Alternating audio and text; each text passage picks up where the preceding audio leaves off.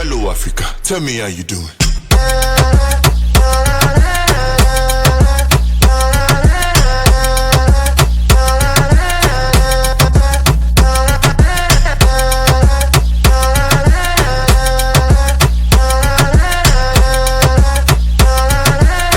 Hello Modala, tell me how you doing. Hello Africa.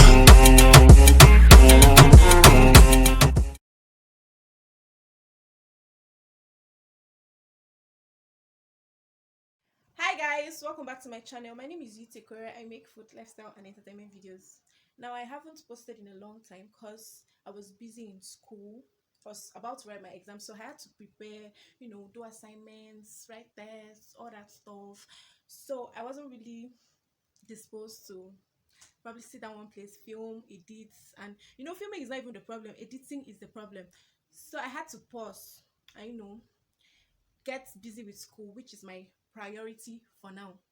So why am I saying so many souls? Anyways, guys, federal government asked all tertiary institutions to shut down, suspend whatever they're doing, and everybody should just go home. So we're not sure. We heard the news on Friday last week. So why am I saying so many souls? Anyway, we're not sure if we should go home or stay. Personally, I wanted to go home the next day, which was on Saturday.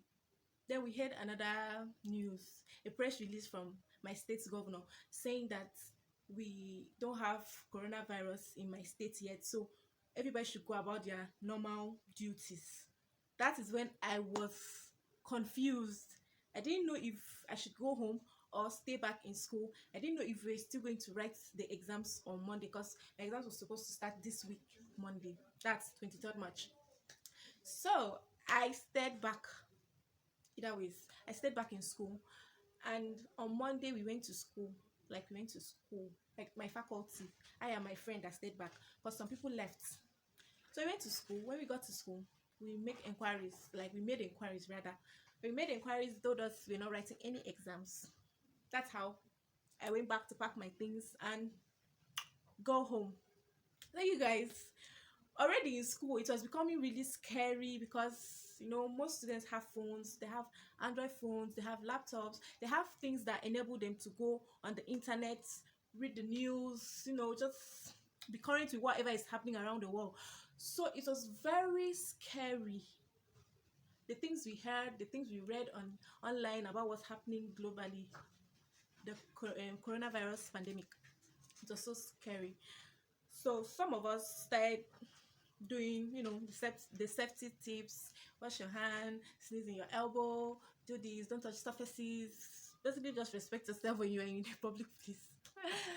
So we started doing it, but when I got to town, because my school is like in the outskirts of the town, so when I got into town, I was like, everything was just going on normally, and nobody was behaving as if there's any sickness that is flying in the air or flying from one person to the other.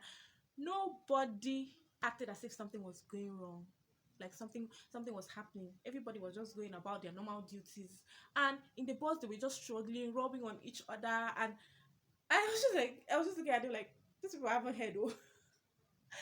Even while I was in the bus that was supposed to take me to my town where I stay, I passed a particular mechanic village. That's where mechanics all over. I don't even know how to explain, but mechanics are always plenty there. That's like their village. They have different outlets there that they repair cars. It was like a village. There were so many men there. There were so many women there. Not even women. Women were few, but men, there were so much. It was like a market. I was like, this people have not heard what is happening. I was just looking, observing the whole town. Everything was just going normal. Like everything was just happening very normal. So when I got home, I talked to my mom, and she was like, okay, no problem. Since it's a good thing they asked you guys to come back home, so just relax, go and have your bath, wash your hands, the things to do. I told her I know because I read everything online. I have all the information, so I am trying to, you know, adhere to whatever instructions we get online. So I left her and I went into the room and I got sorry, I went into the room, had my bath, and then went out to have dinner. So after that, I think I slept off. Then I woke up the next morning. Now, I met my neighbor's maid. She does not have a phone. She does not.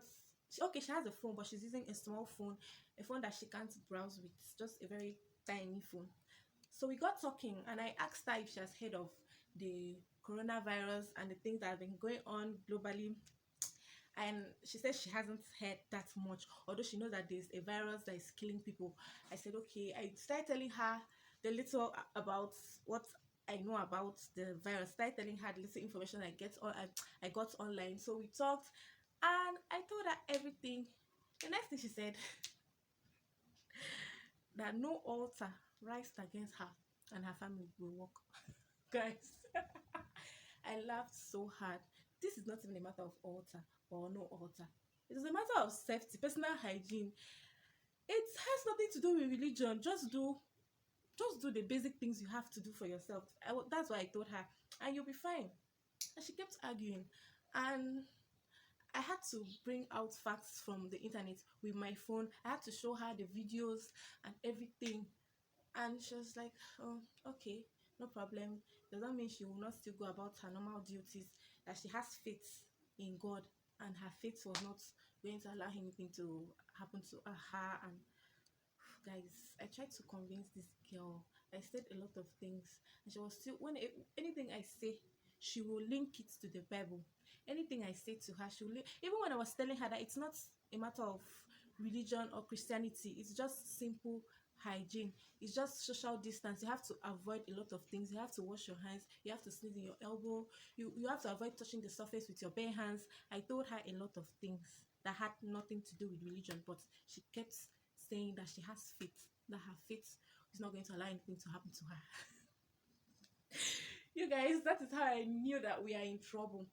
There are so many people who don't believe that coronavirus is real. Even when I was in school, I was arguing with a lot of my classmates. We were talking, most of them were like, oh, this thing is not real, they're just using it to make money in Nigeria. This is They said a lot of things, and I was like, okay, so even if it's not real, oh, Nepal second light. So even if it's not real, are you not still going to like do the stuff that you're supposed to do, just so that you'll be saved? Like, you know that you are safe rather. And they kept saying they don't believe. One even told me he's going to show me proofs on his phone that this whole thing is a scam. Now, I think most people that don't have access to phones, even those Nigerians or probably Akwa Ibomites, because I stay in Akwa Ibom, so I'll just focus on Akwa Ibomites. Most Akwa Ibomites that don't have access to Android phones and don't have access to informations online are still in the dark. They don't even know what is going on. Even if you go to the markets now, you discover that so many people are still selling in the markets. No social distance whatsoever.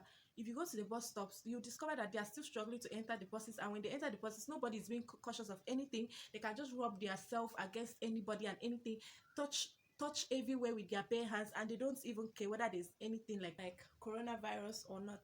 They just do whatever they want to do.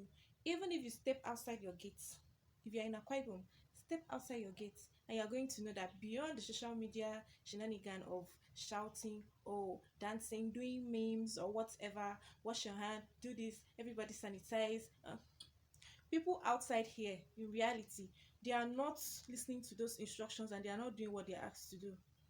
The other day I stepped out, I saw just one guy with a face mask.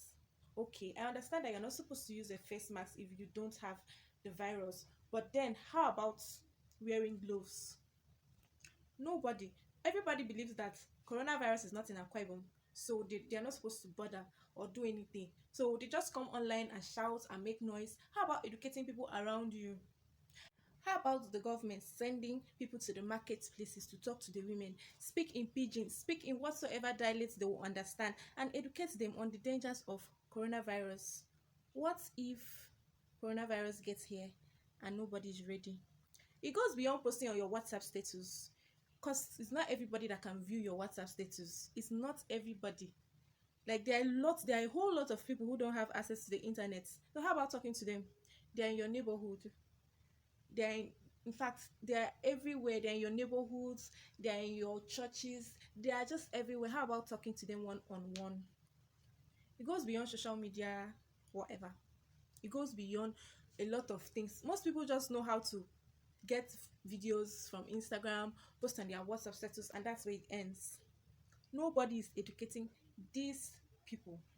Even up to today that I am making this video, there are still a lot of people who don't know, like who know little or nothing about coronavirus. And if you get to talk to them, their ignorance might be very funny, but at the same time it is not funny, because they are the ones who are most likely to fall a victim of this virus. I think I'm done talking.